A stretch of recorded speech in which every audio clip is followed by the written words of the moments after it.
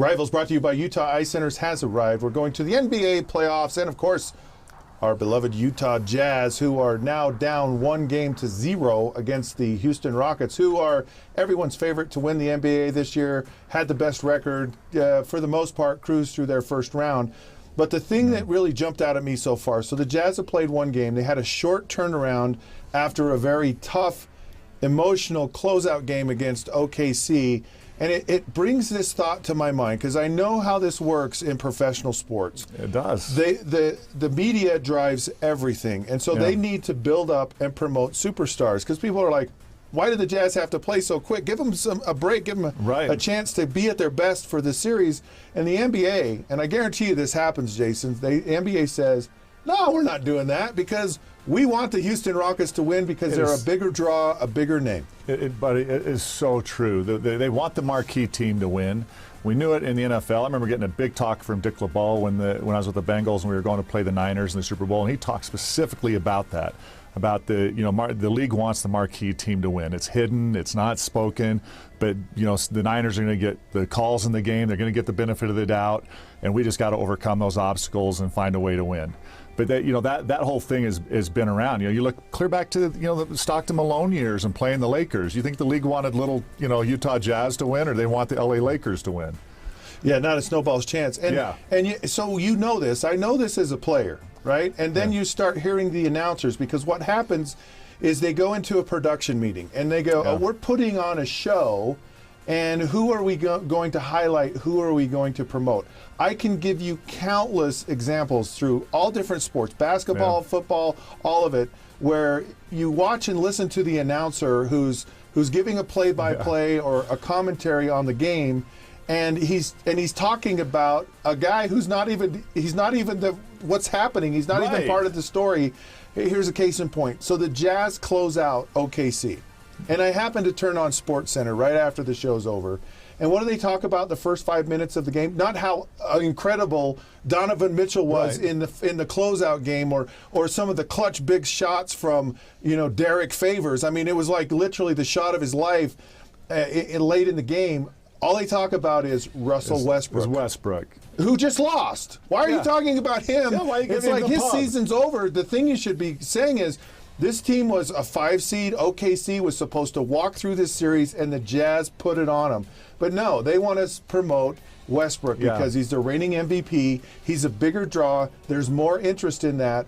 And that makes you start to question a lot of things. And this is what I question the most. So one, the announcers have a job to promote the marquee players, not what's really going on. But what about officiating? Because I'll give you. So it's influence. It's absolutely influence. Yeah, because you have like Game 5 with the Jazz, right? They're like, Rudy Gobert did not even touch Paul George, and there was like this like the phantom fouls, and you saw so many of them in the game, and you're like, this is getting a little bit like so even conspiracy theory, a little bit Area 51 kind of stuff. And then the last one, where Paul George goes up and Rudy Gobert for the three-pointer to win the game, and to me, I'm like, it's a foul, right? And that one seemed obvious, but they didn't call that one. I just always in the back of my mind, knowing the league is trying to push for the marquee players, do they influence officiating? I don't think the league or the NFL or if influences the officials in that way. I think they give them general rules like keep the game moving, don't throw a ton of flags. We got commercials. There's business part of it. Let me ask you this: don't foul out the marquee players. That could be a. Because who wants to go to a game, pay a couple $100 for a ticket at least, and go? I want to watch the superstar. Yeah. I don't want him sitting on the bench. At minimum. Given the officials the benefit of the doubt, in the league the benefit of the doubt, at minimum, officials are human beings that are influenced by the hype. So even if they're not intending to, they'll give that superstar the benefit of the doubt, or don't call as many fouls. Because I'm telling you, I saw it in the NFL. I'd be like, you'd watch film, and you're like, man, I just got tackled by this guy, right? But Reggie White, or Bruce Smith, they get a holding call. Right. They get a holding call, but you get even worse, and you don't get the holding call, and the official's standing 2 feet away. Yeah. So absolutely works. You know, when you get that marquee status. Did you ever work the officials? Oh yeah, I talked to them during the game. But with the intent, like, to get on their good side? Oh. Did you ever do that? Yeah, a little bit. You're not a quarterback. You don't understand. A little bit. We did that all the time. I chewed them out a few times. No, you never chew them out. Oh, no. You ticked. I'm like, you're telling me you didn't see that guy pulling me down from behind? I'm 2 feet away from the quarterback, and you're standing right there, and he's like, and that was on Dan Marino, and I got robbed on that sack. Well, got robbed. No one can tackle Dan Marino. Are you Gosh. kidding? No, he did protect the superstar like Dan Marino, no question. He got protected. That's a little different, okay? I'm telling you, those offensive linemen for the Miami Dolphins, if anyone touched Marino, those guys are cut. They're not even going to be on the team anymore. It's over. True. So, you know what? They're going to hold you. I'm just sorry. And I know, and I was okay with that, honestly, because you knew why they did it. Yeah.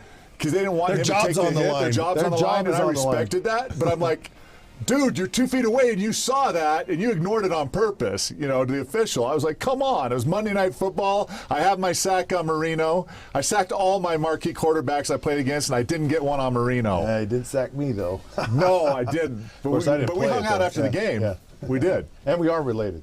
And we fished together. So this whole thing, you know, we're giving you too much information now. This whole thing about this favoritism, if you really think about it in simple terms, it's a marketing ploy by a business, right? It's how to promote your business, and you're going to leverage it off of the backs of your superstar players. You're going to create legends. You're going to create superstars. And the reality is most of the players, although they're really good, they're never as good as everyone makes them out to be, and they're never as bad as they make everyone out to be. I agree 100%. Most guys are pretty good. But there's an influence always there, Scott, of the marquee teams and that superstar player get that extra benefit, right? It's a hidden. That's why I love the Cinderella. And it's not just your imagination either, folks. It's not your imagination. But you're right about the Cinderella, and it's part of Cinderella wins. What they got we love about so much. Yeah, we love about our Utah Jazz is they're the Cinderella story. Yeah. So we love to watch them. We hope for the best for them. I have good vibes on this, and I'll tell you simply why I do. They've been able to answer so many tough responses. They've been able to win on the road. They've been able to close out a close game. They came back from so much adversity in the regular season. They've been able to win when they've had injuries, and they've just done a remarkable job of adjusting. And I think that, you know, Quinn Snyder made this comment.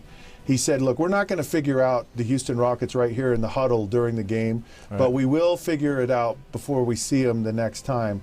And that's the greatness of what he's been able to do, and the greatness of these players. They've been able to make adjustments.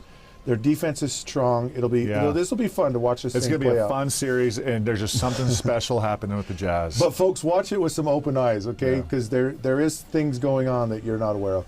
Rivals has now arrived, and it's time to go. Text Rivals to 65537. Go to the social sites in the corner. Be smart. Dial us in on our phone. This round of Rivals is over. We are off to our corners. I'm not Jason Buck. And I'm not Scott Mitchell. But we are related. Catch you soon.